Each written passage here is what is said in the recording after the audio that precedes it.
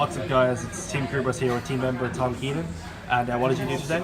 I played the Frogs and I won the LLDS. Sure. I went undefeated, it was like 6 rounds. Yeah, so Sure. I played some Frogs, they're good. Yeah, don't need to explain these. So Yeah. 3 and 2, yeah, it's Standard, like, yeah. there's not really anything Yeah. fancy. Then 2 Blackjack. Okay. I play some kind of interesting cards, so Blackjack's really good because when you enter the grave, you stack the top 3 of your deck and you can banish him to execute the top card. If it's a normal trap, set it and use it. So it's just really good. And the stack effect's probably like the best part of it because like sometimes when you check the top 3 cards of your deck, you're like, man, all of these are garbage, but like the bottom one's like a Desires, and then I fix it. So it's good. Legally stacking your cards is probably like a good shout. That's all the monsters. That's 10, I think. Sure. And then 3 spells, 3 Desires. Yeah, standard. Yeah, I didn't play Demise because they didn't want to. That's about it. doesn't offensively progress your game state. That's true. With Starboy, you can actually like you can summon like a bunch of guys. So Demise is a bit slow. I played 3 Dynamiscus because if I drew a Blackjack, I can pitch it. So it's like the best. It's the most powerful Paleo trap, but obviously it has the cost. It's not a cost. You know, shut up. It has a cost like. We know what you mean, don't worry. Yeah, MST is a good card, Book of Moon. You play 2 of this because 3 Desires, and you can put Blackjack back and then high roll the trap, which is sweet. High rolling the trap's pretty likely because you play Stack the trap on top and then another trap on the 3rd one. So then when you put it back. That's like too good of a play, right? High roll. It's fine. 3 of this. Pop that one out. This is a starter card.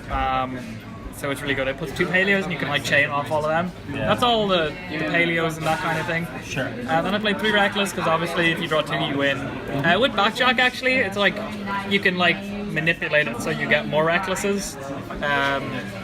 It just gives you more chance to see this card, and this card's great. Sure.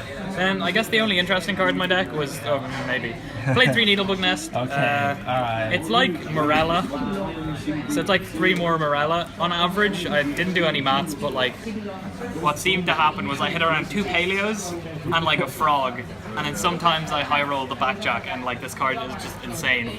So every mirror I played in testing anyway, I win because I just have a bunch of Paleos. And it lets you like consistently make Starboy double toed because you just have so many Paleos as long as your other traps aren't just garbage. Sure, okay. This card is really good. Beats Magicians. You can, even against bad matchups, you can summon a 1200 trap from your grave off it. So yeah, this card's like... Yeah, just generically good. Yeah. I played 2 Lost Winds. I was going to play Breakthroughs, but I decided that Lost Wind's slightly better because Draco's not that popular, and this is another card. Yeah. It's not where we were. And it's like another active trap, so if they summon extra, it's like a thing you can summon Paleos off. It was pretty good, and you can hit it off Needlebook Nest. I didn't like go crazy putting targets for Needlebook Nest in. I just used it as like a Morella, and on average it was quite good. Sure. Good card. Order. I mained order because sometimes if you go first and you flip this card, it's like a free win, and free wins are pretty good. And also against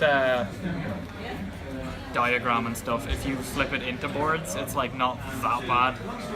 It's fine. You can summon things off it too. Yeah. Then my last card I played was Skill Successor. Okay, let's get this. If you've ever played Battle Pack, this card's actually the nuts, but unfortunately we're playing normal format.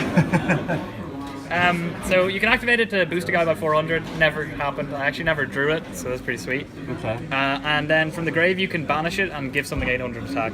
So my reasoning was that in my main deck I had out to Masterpiece. And this you can send it off. You can hit it off Needlebook Nest, Morella, or if you banish off Desires, or by its own effect you can put it back with Leon Colia or whatever it's called. So it just gives me like a chance to beat Masterpiece. Which I like having just because losing instantly when they summon Masterpiece Game 1 isn't that good, and I didn't want to play Gamma Seal. It's synergizing more with the deck than something like a Gamma Seal. Yeah, exactly, yeah. It might be better in theory with like the Demise list. It could be, yeah, but I never drew it, and I did actually use it out of Masterpiece, so it was fine. That's the main deck, it's 41. Yeah, it's 41. Sure. I probably wouldn't really change anything. I like the main deck a lot. Yeah, I guess I'll do extra next, whatever. Sure. It doesn't really matter. Extra was like, I played 3 of this. Sure.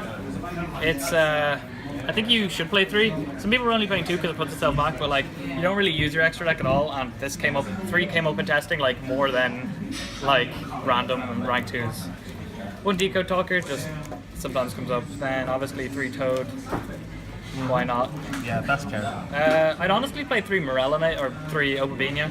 He was like so good because you summon him, and then you get a trap, use a trap, get a Paleo, summon a Ronin, and make a Starboy with him.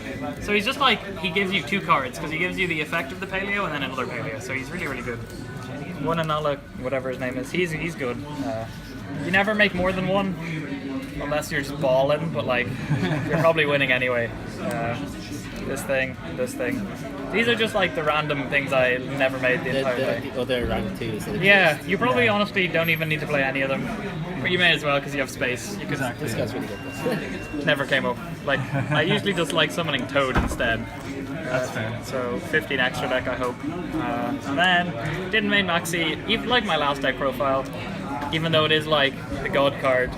I cited it once against ABC. It seems like pretty lackluster, this format. It gives you 1 card sometimes. I just don't really like it. For the meta, it was like a good call not maining it, I think. And probably the best card in my side deck, and maybe my deck, was this thing, Zaphion. He's just so good. He attacks, and then at the end of the battle phase, he shuffles all their spell traps back in. So against True Draco, you can just attack, put everything back in. In the mirror, you can attack, and they have to have the Karma Cut thing or the Book of Moon. If they Book of Moon it, you're 1-for-1ing this for a Book of Moon, and then you draw when it hits the grave. So it's just really, really good. We win the mirror match, and you can pitch it from Swap Frog if you draw multiples or if you just don't need it. And you can add it back off Toad and Starboy if you need it. So it's just versatile. It's really, really strong. Yeah, it's just a good card. Okay. 3 Turtle. Yeah. Masterpiece. Played 2 Cosmic Cyclones.